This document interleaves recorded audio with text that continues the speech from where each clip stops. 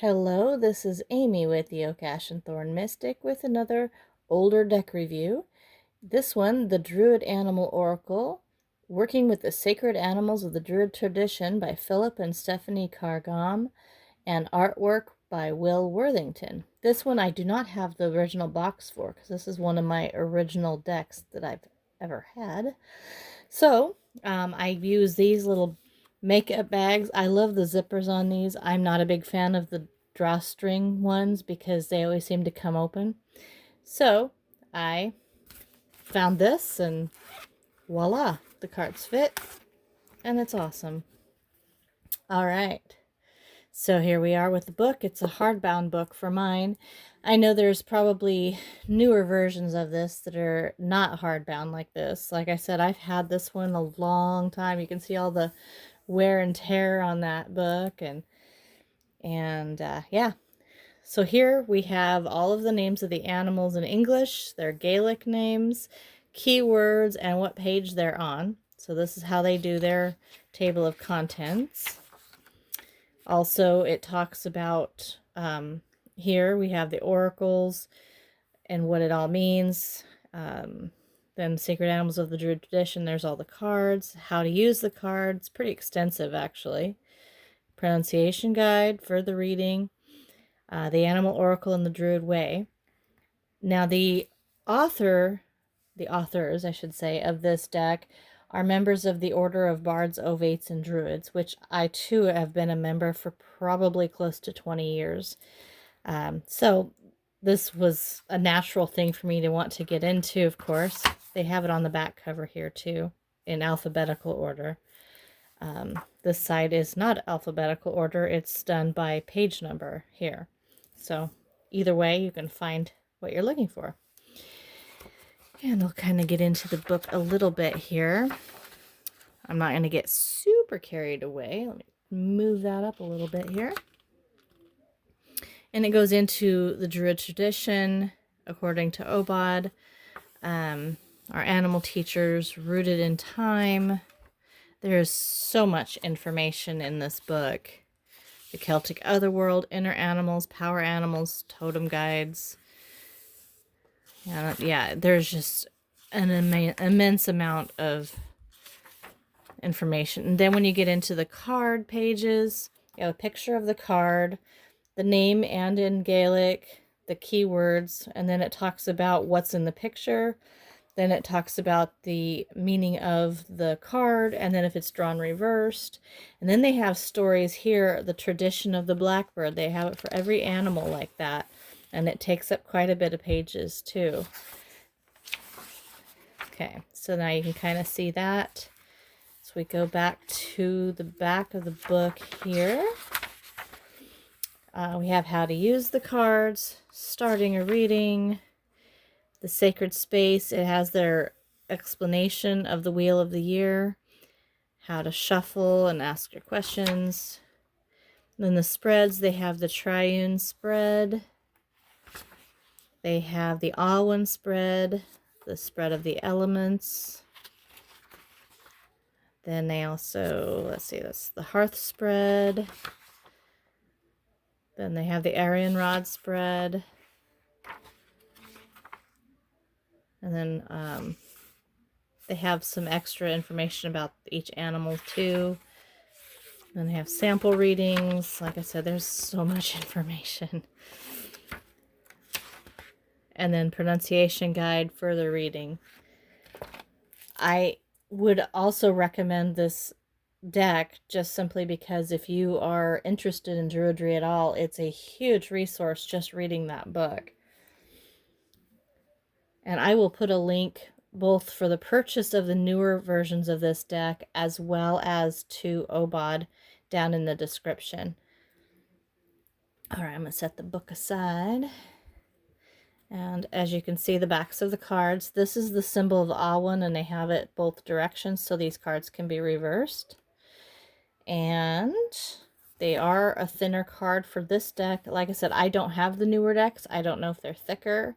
They are a large card, too, if you can kind of see against my hand here. And they're not in order, because like I said, I tend to use these a lot. I really love this deck.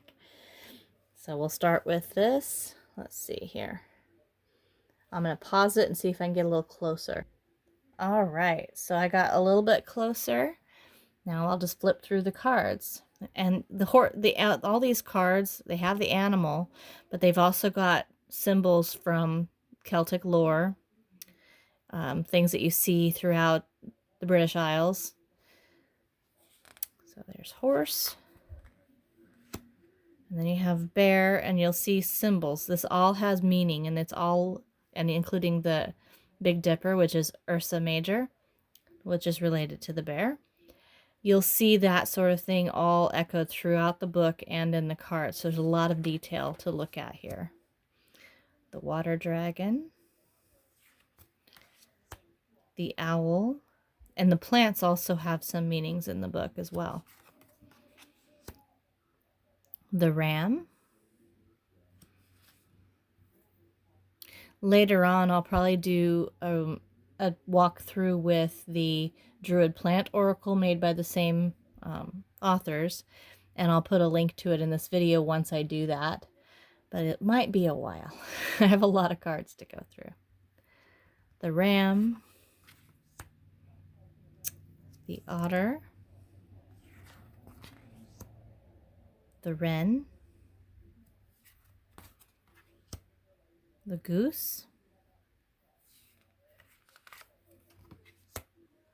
a hawk,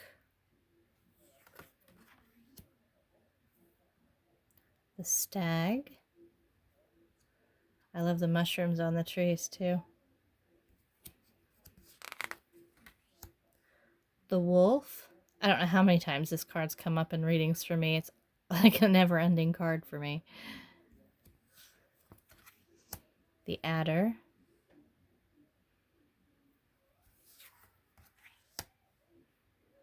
The bee.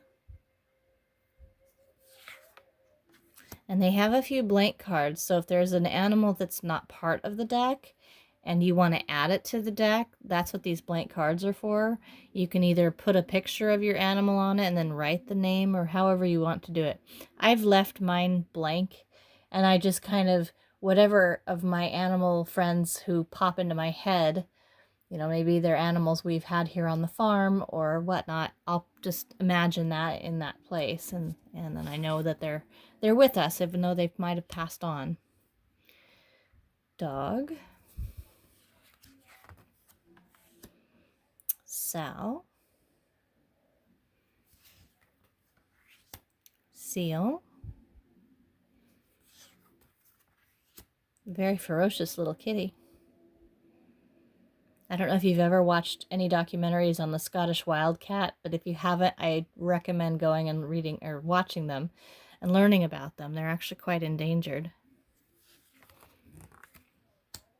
Salmon. Earth dragon. Air dragon. A bull. Another one of the blank cards. I can't remember how many there are. There's a few, though. Blackbird. A hare.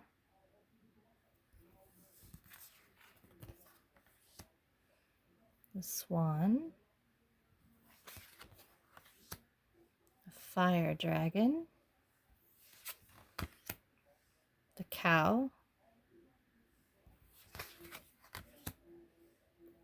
The crane.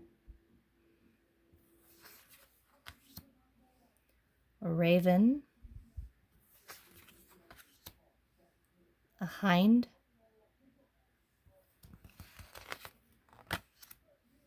A frog. And mushrooms. Yes, I'm a mushroom nerd. Another blank card. Fox. Boar. And the eagle. So there you have all the animals.